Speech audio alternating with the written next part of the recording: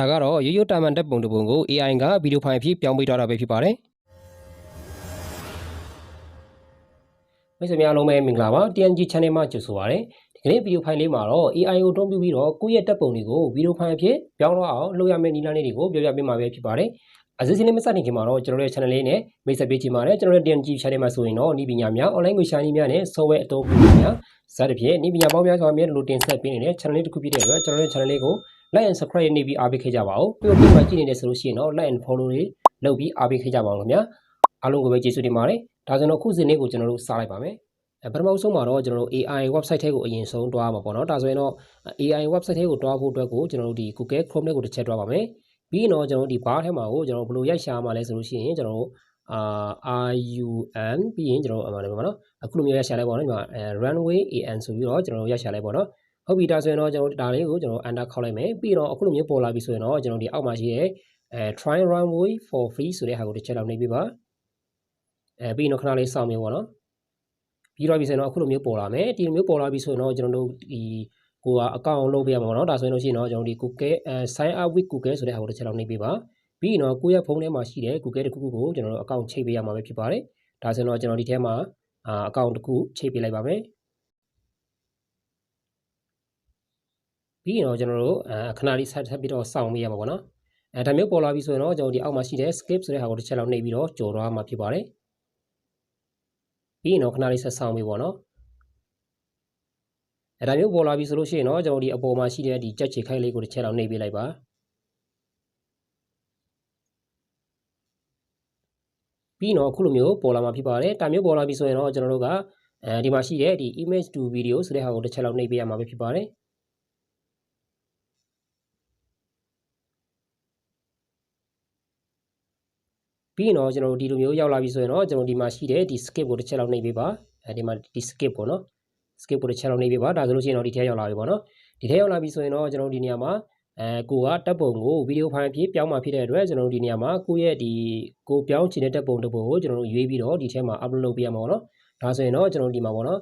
upload မလုပ်ခင်မှာဒီနေရာမှာကျွန်တော်တစ်ချက် message ကိုပြပေးပါမယ်ကျွန်တော်အခုလုပ်မဲ့ဗီဒီယိုဖိုင်ကကိုရဲ့တပ်ပုံတစ်ပုံကိုသူကဗီဒီယိုဖိုင်အရှည်ဆုံး4စက္ကန့်ပဲလုပ်ပေးမှာပဲဖြစ်ပါတယ်အဲ့နေရာမှာကျွန်တော်တို့ဒီမှာ free လုပ်ပေးလုပ်လို့ရတာကကြတော့ဒီမှာ100နဲ့မှ5စက္ကန့်တူပေးထားတာပေါ့နော်ဒီနေရာမှာဒီ100နဲ့5စက္ကန့်ကိုကုန်သွားပြီဆိုလို့ရှိရင်တော့ကျွန်တော်တို့ကပိုက်ဆံပေးပြီးတော့လုပ်ရတာပေါ့နော်တကယ်လို့ကိုကဒီ105စက္ကန့်ကိုကုန်သွားလို့ပိုက်ဆံမပေးချင်ဘူးဆိုလို့ရှိရင်လည်းကျွန်တော်နောက်ထပ် account တစ်ခုကိုထပ်ပြီးတော့လုပ်ရမှာပေါ့နော်ဟုတ်ပြီဒါဆိုရင်တော့ဒီကောင်ကိုကျွန်တော်တို့က105စက္ကန့် free ရရှိထားတာပေါ့နော်ဒါဆိုရင်တော့အခုဆိုရင်ကျွန်တော်တို့စပြီးတော့ကိုယ့်ရဲ့ပုံလေးနဲ့ဗီဒီယိုဖိုင်အဖြစ်ပြောင်းมาဖြစ်တဲ့အတွက်ကျွန်တော်ဒီမှာ upload a file ဆိုတဲ့ဟာကိုကျွန်တော်နှိပ်ပေးလိုက်ပေါ့နော်ဒီမှာအပြာရောင်ဆန်ရမ်းလေးရှိတယ်အကောင်ကိုတစ်ချက်လောက်နှိပ်ပေးပါဒါမျိုးပေါ်လာပြီဆိုရင်တော့ကျွန်တော်တို့ကိုလုတ်ချင်တဲ့တပ်ပုံတစ်ပုံကိုကျွန်တော်ရွေးချယ်လိုက်ပါဒါဆိုရင်ကျွန်တော်အခုဆိုလို့ရှိရင်ဒီပုံလေးကိုကျွန်တော်လုတ်ပြမှာပေါ့နော်ဒါဆိုရင်ဒီပုံလေးကိုတစ်ချက်လောက်ထောက်ပေးလိုက်ပါပြီးတော့အပေါ်မှာရှိတဲ့တန်းကိုတစ်ချက်လောက်နှိပ်လိုက်ဒါဆိုရင်ဒီနေရာကိုခဏလေးစောင့်ပေးရမှာပေါ့နော်ဒီအတန်းလေးပြေးသွားပြီဆိုလို့ရှိရင်ကျွန်တော်တို့ဒီ generate ကိုအပြာရောင်လေးဖြစ်လာအောင်ကျွန်တော်ခဏလေးစောင့်ပေးပါဒါဆိုရင်တော့အခုလိုမျိုးဖြစ်လာပြီဆိုရင်တော့ကျွန်တော်ဒီ generate ဆိုတဲ့ဟာကိုတစ်ချက်လောက်ထပ်ပြီးနှိပ်ပေးပါခဏလေးစောင့်ပေးပေါ့နော်ဒီနေရာမှာကျွန်တော်တို့ကဒါမိနစ်ပေါ့နော်မိနစ်အနည်းငယ်ကျွန်တော်တို့စောင့်ရမှာပေါ့နော်အဲဒီမှာပေါ့နော်သူက100%ပြည့်သွားပြီဆိုလို့ရှိရင်တော့ကျွန်တော်ရရှိသွားပြီပေါ့နော်ခဏလေးဆက်စောင့်ပေးပါအခုကျွန်တော်တို့ပြောင်းမဲ့ဟာပေါ့နော်တကယ်လို့ကိုပြောင်းလိုက်လို့စိတ်တိုင်းမကြသေးဘူးဆိုလို့ရှိရင်လည်းကျွန်တော်တို့ကကိုစိတ်တိုင်းကြတဲ့အချိန်ထိပေါ့နော်ဒါကျွန်တော်တို့ထပ်ပြီးတော့ထပ်ခါကျွန်တော်တို့ဒီနေရာကိုနှိပ်ပြီးတော့ပြင်လို့ရတယ်ဒါပေမဲ့ကျွန်တော် free တော့ပြင်လို့မရဘူးပေါ့နော်တစ်ခါလောက်တိုင်းကိုကျွန်တော်တို့ကဒီနေရာမှာ4စက္ကန့်ကိုသူကနှုတ်သွားမှာပဲဖြစ်ပါတယ်ဒါဆိုရင်တော့အခုဆိုလို့ရှိရင်ဒီဗီဒီယိုဖိုင်တစ်ပုတ်အတွက်ကိုသူကနှုတ်ပြီးသားပေါ့နော်ဒီမှာ100နဲ့မှ1စက္ကန့်ပဲကျန်တာပေါ့နော်ဒီနေရာကိုတော့အနည်းငယ်ကျွန်တော်စောင့်ပေးရမှာပဲဖြစ်ပါတယ်ဒါဆိုရင်တော့အခုဆိုလို့ရှိရင်တော့သူကပြီးသွားပြီပေါ့နော်ဒါပေမဲ့ကျွန်တော်နှိပ်ကြည့်လို့မရသေးပါဘူးခဏလေးဆက်ပြီးစောင့်ပေးပါဒါဆိုလို့ရှိရင်တော့အခုလိုမျိုးပေါ်သွားပြီဆိုလို့ရှိရင်တော့ကျွန်တော်အခုဗီဒီယိုဖိုင်ကိုကျွန်တော်တို့နှိပ်ကြည့်လို့ရပြီပေါ့နော်ဒီမှာ4စက္ကန့်ရတယ်ဒါဆိုရင်ဒီနေရာကိုတစ်ချက်တော့နှိပ်ပြီးတော့ကျွန်တော်တို့အခုတက်ပုံလေးကိုကျွန်တော်ကြည့်လိုက်ပါမယ်ဒီမှာပေါ့နော်သူကအရှင်လေးပေါ့နော်ဒါဗီဒီယိုပုံစံမျိုးသူကကျွန်တော်တို့လုပ်ပေးလိုက်တာပေါ့နော်ဟုတ်ပြီဒါကတော့ကျွန်တော်တို့တိတ်ပြီးတော့မကောင်းပေါ့နော်တိတ်ပြီးတော့မလာသေးပါဘူးကျွန်တော်ထပ်ပြီးတော့ပြောင်းချင်တယ်ဆိုလို့ရှိရင်လည်းပြောင်းလို့ရတယ်ဟုတ်ပြီကျွန်တော်နောက်တစ်ခုကိုကျွန်တော်ထပ်ပြီးတော့လုပ်ပြပေးပါမယ်နော် ဒီနေရာမှာကျွန်တော်တို့ကအခုဟာပေါ့နော်သူက4စက္ကန့်ရတယ်အဲ့ဒါကိုကျွန်တော်တို့ကနောက်ထပ်4စက္ကန့်ထပ်ပြီးတော့တိုးရှင်တယ်8စက္ကန့်ဖြစ်တော့အောင်လုပ်ချင်တယ်ဆိုလို့ရှိရင်လည်းလုပ်လို့ရပါတယ်သူကခွင့်ပြုထားတာပေါ့နော်နောက်ထပ်4စက္ကန့်ထပ်ပြီးတိုးချင်တယ်ဆိုရင်တော့ကျွန်တော်ဒီမှာ extend 4စက္ကန့်ဆိုတဲ့ဟာကိုကျွန်တော်နှိပ်ပြီးတော့အခုဗီဒီယိုဖိုင်ကိုသူကနောက်ထပ်4စက္ကန့်ထပ်ပြီးတိုးပေးမှာဖြစ်ပါတယ်ဒီနေရာမှာတော့တိုးလိုက်မယ်ဆိုလို့ရှိရင်လည်းဒီမှာရှိတဲ့စက္ကန့်လေးကိုလည်းသူကနှုတ်တော့မှာပေါ့နော်ဟုတ်ပြီဒါဆိုရင်တော့ဒီဗီဒီယိုဖိုင်ကိုကျွန်တော်တို့မနှုတ်သေးပေါ့နော်ဒီမတိုးသေးပေါ့နော်နောက်ထပ်တစ်ခုကိုကျွန်တော်ထပ်မှန်ပြီးတော့စမ်းကြည့်ရမယ်နော်နောက်ထပ်တစ်ခုလုံးမှာပြီးတဲ့အတွက်ကျွန်တော်တို့အခုပုံလေးကိုကျွန်တော်ဒီမှာဒီအမိုက်ပုံလေးကိုတစ်ချက်လောက်နှိပ်ပြီးတော့ဖြတ်ပြလိုက်ပေါ့နော်ပြီးရင်တော့ကျွန်တော်နောက်ထပ်တစ်ခုကိုထပ်မှန်ပြီးတော့လုံးမှာဖြစ်တဲ့အတွက်ဒီ upload a file ကိုထပ်ပြီးတော့နှိပ်ပါမယ်ပြီးရင်တော့ကျွန်တော်နောက်ထပ်တစ်ပုံတစ်ခုကိုထပ်ပြီးတော့ယူပါပေါ့နော်ဒါဆိုရင်အခုဟာကကျွန်တော်ဒီဟာနဲ့လုပ်ပြပေးပါမယ်ပြီးရင်တန်းကိုထပ်ပြီးနှိပ်မယ်ဒီမှာလည်းကျွန်တော်ထပ်ပြီးတော့စောင့်ပေးရမှာပါဒီထဲမှာပြည့်တော့အောင်ကျွန်တော်စောင့်ပေးရမယ်ပြီးရင်တော့ကျွန်တော်ဒီအောက်မှာရှိတဲ့ generate ကိုလည်းကျွန်တော်တို့ဒီအပြာရောင်လေးဖြစ်တော့အောင်စောင့်ပေးရမှာပဲဖြစ်ပါတယ်အခုလိုမျိုးအပြာရောင်လေးဖြစ်သွားပြီဆိုရင်တော့ကျွန်တော်ဒီအောက်မှာရှိတဲ့ generate ကိုတစ်ချက်လောက်ထပ်ပြီးနှိပ်ပေးပါဒါဆိုရင်တော့ဒီမှာလည်းစောနာကလိုမျိုးပဲကျွန်တော်ထပ်မှန်ပြီးတော့ဒါအနေငယ်စောင့်ပေးရမှာပေါ့နော်ဒီထဲကနေမှ100ရာခိုင်နှုန်းပြည့်သွားအောင်ကျွန်တော်တို့ထပ်မှန်ပြီးတော့စောင့်ပေးရပါမယ်ဒီနေရာမှာတစ်ခုထပ်ပြီးတော့မိတ်ဆွေတို့ကိုကျွန်တော်ပြောပြပေးချင်တာကကိုယ့်ရဲ့ဖုန်းထဲမှာပေါ့နော်ကိုဒီ website ထဲဝင်ပြီးတော့အခုလိုမျိုးလုပ်နေတဲ့အချိန်မှာVPN ချိတ်ထားတယ်ဆိုလို့ရှိရင်ခဏလေးဖြုတ်ထားလိုက်ပါ VPN ချိတ်ပို့ပြီးတော့ကြာပါတယ် VPN ဖြုတ်ပြီးမှလောက်တာပို့ပြီးမြန်ပါတယ်နော်ဟုတ်ပြီဒါဆိုရင်ခဏလေးဆက်ပြီးစောင့်ပြီးပါဒါဆိုရင်တော့ပြီးတော့ရေပေါ့နော်ခဏလေးဆက်ပြီးစောင့်ပြီးပါပြီးရင်တော့ကျွန်တော်အခုလိုမျိုးပေါ်လာပြီဆိုရင်တော့ကျွန်တော်ဒီမှာရှိတဲ့ဒီဟာလေးကိုတစ်ချက်လောက်ကျွန်တော်ထောက်ပြီးတော့ဒီဗီဒီယိုဖိုင်ကိုကျွန်တော်တစ်ချက်ကြည့်လိုက်ပါပေါ့နော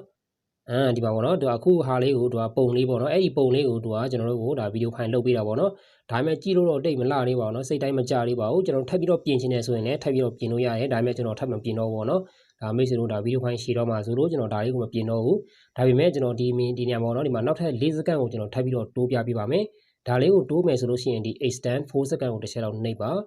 ါပြီးတော့ပြီဆိုရင်တော့ဒါလေးကိုလည်းကျွန်တော်ခဏလေးထပ်ပြီးတော့စောင့်ပေးရအောင်ပေါ့နော်ဒီနေရာမှာလည်းနောက်ထပ်100ရာခိုင်နှုန်းပြည့်တော့အောင်စောင့်ပေးရမယ်100ရာခိုင်နှုန်းပြည့်တော့ပြီဆိုလို့ရှိရင်တော့အခုဗီဒီယိုဖိုင်လေးကိုသူက8စက္ကန့်ဖြစ်တော့မှာပေါ့နော်ခဏလေးဆက်ပြီးစောင့်ပေးပါပြီးရင်တော့ကျွန်တော်ဒီဗီဒီယိုဖိုင်လေးတွေကိုကျွန်တော်တို့ကိုယ့်ရဲ့ဖုန်းပေါ့နော်ဒီ gallery ထဲကိုရောက်တော့အောင်ကျွန်တော်တောင်းရမယ့်နည်းလမ်းကိုပါတစ်ခါလေးပြပေးတော့မှာပဲဖြစ်ပါတယ်ဒါဆိုရင်တော့အခုကျွန်တော်တို့နောက်ထပ်တိုးထားတဲ့ဟာကိုလည်းပြီးတော့ရေပေါ့နော်ဒါဆိုရင်တော့ကျွန်တော်ဒီကောင်ကိုတစ်ချက်လောက်ထပ်ပြီးတော့ပြန်နှိပ်ကြည့်ပါမယ်ခိုင်းတော့ဒါလေးကိုကျွန်တော်တို့ကအကုန်လုံးမြင်ရအောင်ကျွန်တော်က full screen ကိုတစ်ချက်လောက်နှိပ်ကြည့်ပါမယ်နော်ဒါဆိုရင်တော့ကျွန်တော်ဒီမှာပေါ့နော်ဒီအောက်မှာဆိုလို့ရှိရင်ဒီမှာ8စက္ကန့်အထိကိုကျွန်တော်တို့ရရှိသွားပြီပေါ့နော်ဒီမှာပေါ့နော်ဒါကကျွန်တော်တို့ရိုးတက်ပုံကိုသူကကျွန်တော်တို့ကိုဒီဗီဒီယိုဖိုင်ဖြစ်တော့အောင်ဒါပြောင်းပေးတာပေါ့နော်ဟုတ်ပြီဒါဆိုရင်အခုဒီဗီဒီယိုဖိုင်လေးကိုကျွန်တော်တို့ကတောင်းချင်တယ်ဆိုလို့ရှိရင်ကျွန်တော်စိတ်တိုင်းကြပြီးတော့လို့ကျွန်တော်တို့ကဒီဗီဒီယိုဖိုင်ကိုယူချင်တယ်ဆိုလို့ရှိရင်ကျွန်တော်ဒီတောင်းမှာရှိတယ်ဒီမှာပေါ့နော်ဒီများလေးပေါ့နော်ဒီတောင်းလို့ဟာလေးကိုတစ်ချက်လောက်နှိပ်ပါနှိပ်လိုက်မယ်ဆိုလို့ရှိရင်တော့ကျွန်တော်ခဏလေးဆက်ဆောင်ပေးလိုက်ပေါ့နော်သူကအပေါ်မှာဒီကျွန်တော်တောင်းထားတဲ့ဟာကိုတစ်ချက်ပေါ်လာပေါ့နော်ဒီမှာပေါ့နော်ဒါမျိုးပေါ်လာပြီဆိုလို့ရှိရင်ခဏလေးစောင့်ပြီးပါပြီးရင်ဒီနေရာမှာ open ဆိုပြီးတော့ပေါ်လာပြီဆိုလို့ရှိရင်အခုကျွန်တော်တို့တောင်းထားတဲ့ဗီဒီယိုဖိုင်ကကျွန်တော်တို့ရဲ့ phone gallery ထဲမှာရောက်ရှိသွားပြီပဲဖြစ်ပါတယ်ဒီမှာပေါ့နော်ခဏလေးဆက်ပြီးစောင့်ပြီးပါဒီမှာပေါ့နော်ဒါကတော့ကျွန်တော်တို့8စက္ကန့်ဆိုတော့ပြီးတော့ကျွန်တော်ရဲ့ internet line ကလည်းနည်းနည်းကြာနေတော့ဒါကြာတာပေါ့နော်တကယ်တမ်းကျတော့ဒီမှာပေါ့နော်2.4 MB ပဲရှိတယ်ဆိုတော့ပေါ့နော် internet line ကောက်တော့ခဏလေးနဲ့ပြီးမှာပါကြံတဲ့ဟာကိုလည်းကျွန်တော်ထပ်ပြီးတော့ယူချင်တယ်ကိုအရင်ကလောက်ခဲတဲ့ဟာကိုလည်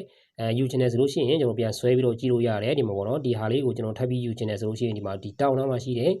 များလေးကိုနှိပ်ပြီးတော့ကျွန်တော်တောင်းယူလိုက်ရုံပဲပေါ့နော်ဒီမှာအခုလိုမျိုး